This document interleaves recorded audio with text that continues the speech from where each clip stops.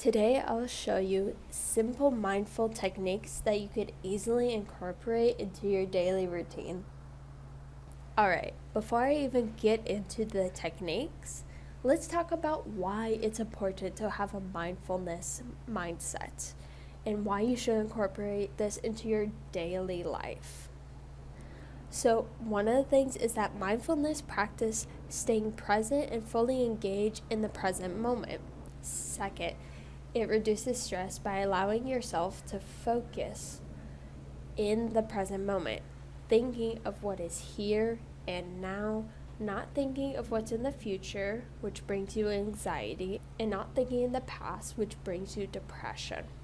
We're going to be focusing here and now. All right?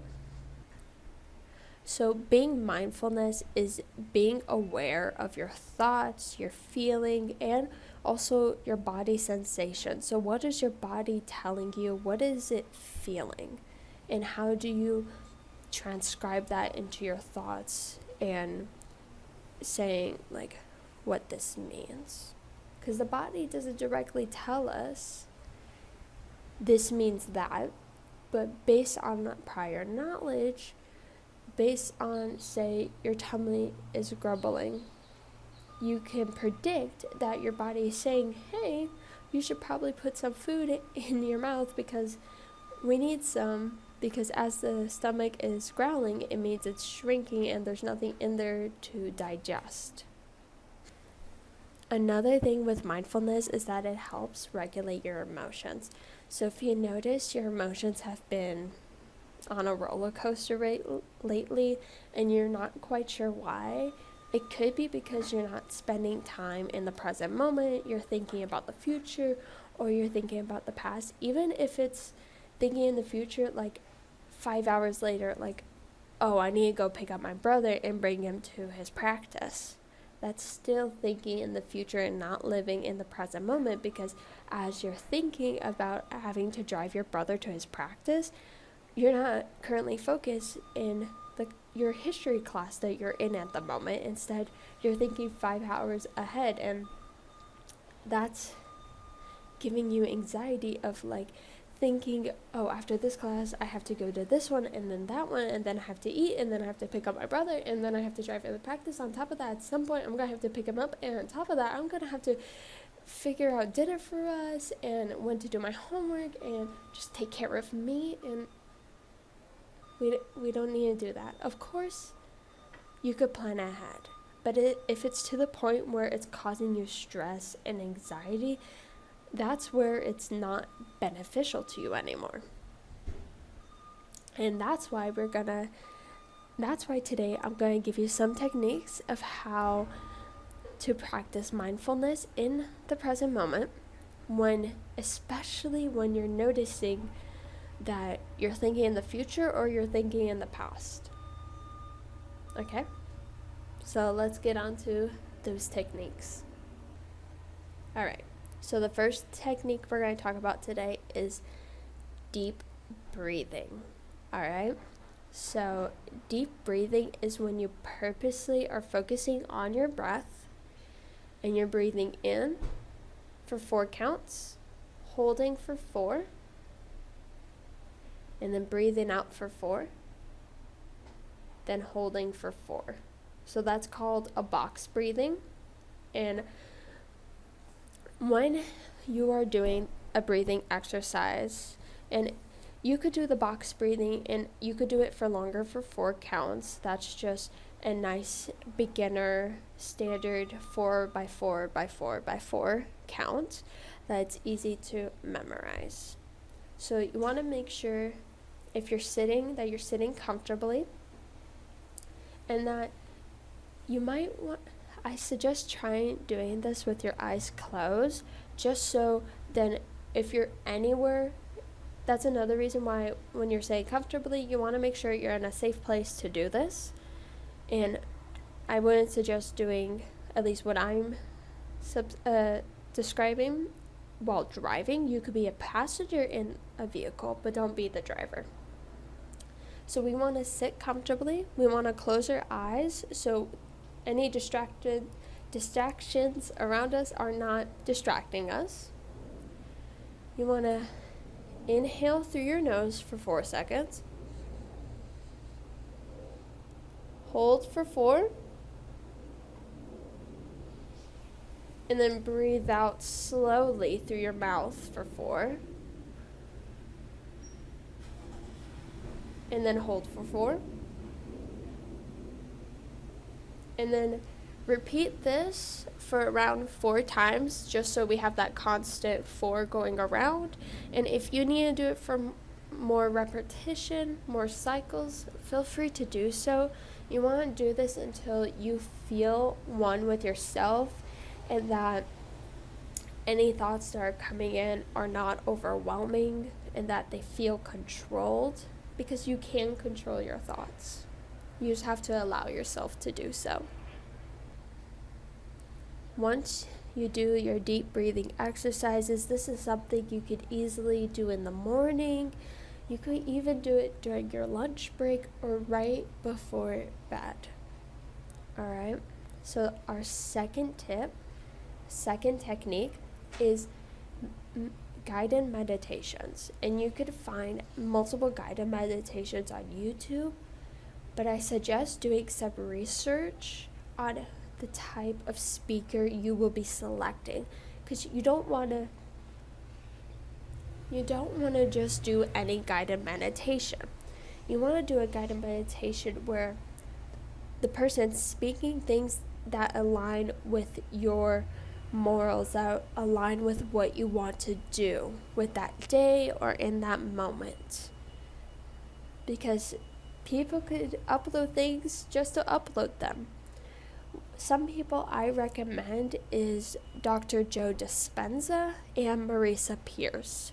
Those are 2 people I've done research about where they align with some of the things I agree with.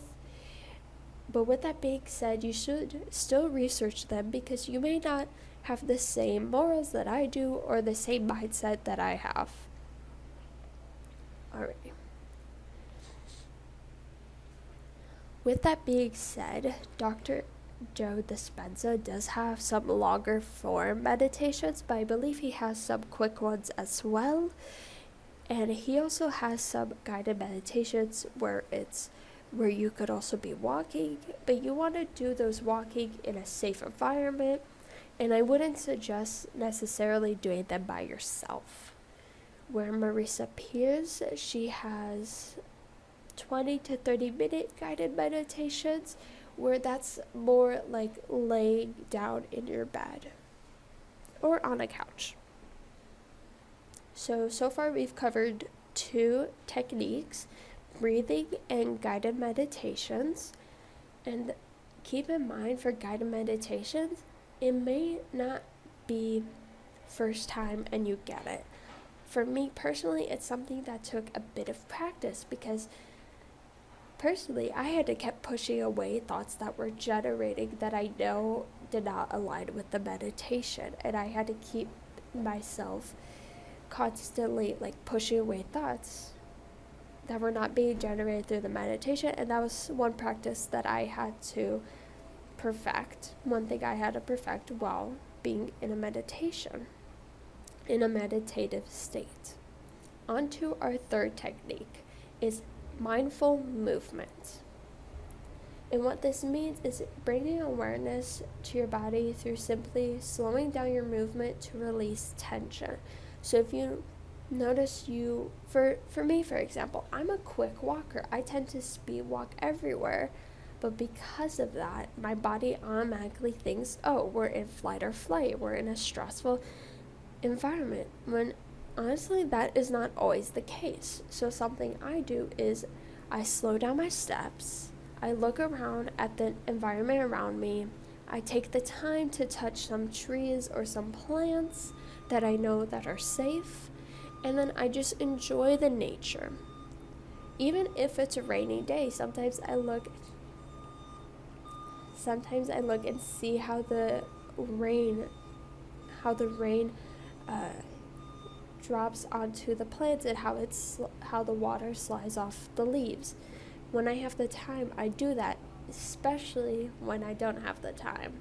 I purposely take 5 seconds, even when I'm going to class, and I stop, I look around, and I breathe in the fresh air and just enjoy the nature around me, especially on my campus where there's so many trees and plants, and it's just so beautiful. If I'm constantly speed walking to class, I don't get to always enjoy it. So that's why, even if it's the same route you take a moment and just enjoy what's around you and give your body a second to relax and process everything. Of course, mindful movement could look different for everyone.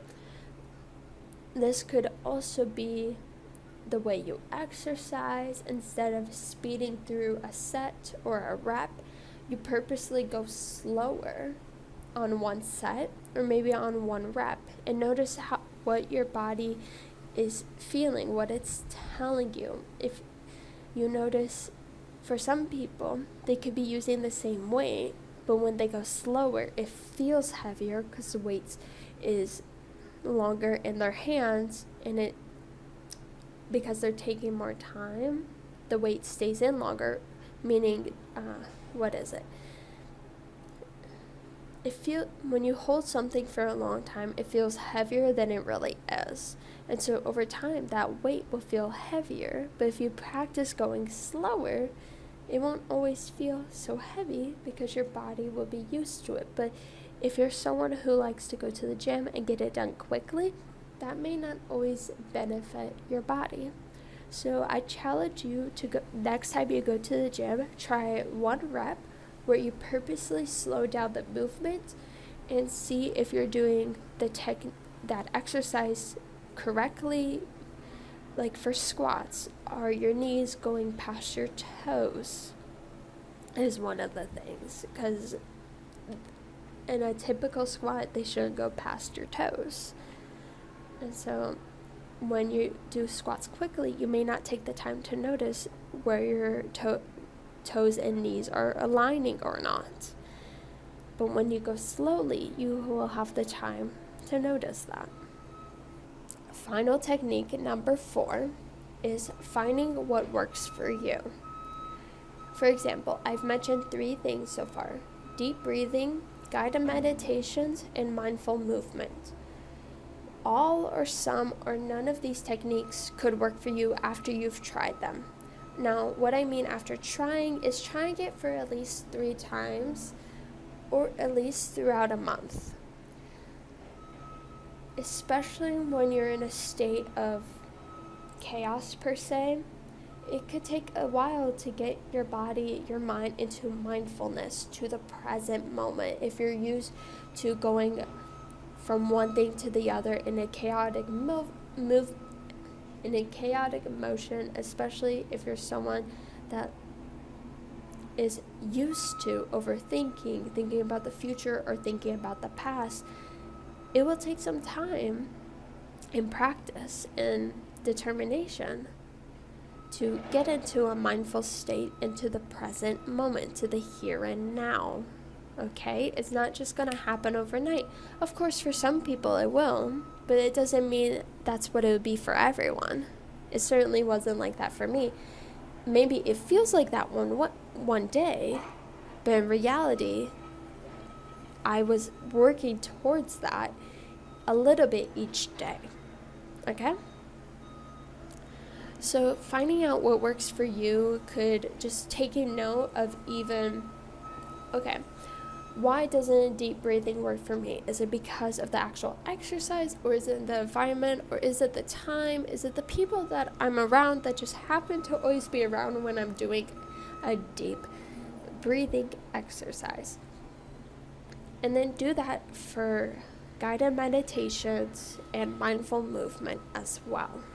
Take note, because sometimes it could be the exercise doesn't work for you, but it could also be where you're doing it, the environment around you. Like right now, there's construction going outside, and for some reason I chose to record a video outside, So, yeah. That's some things to keep in mind. With that being said, thank you for watching this video. And before clicking off this video, if you have any questions or thoughts, take the time to put them in the comments section right now, and we'll see y'all next time. Bye, y'all.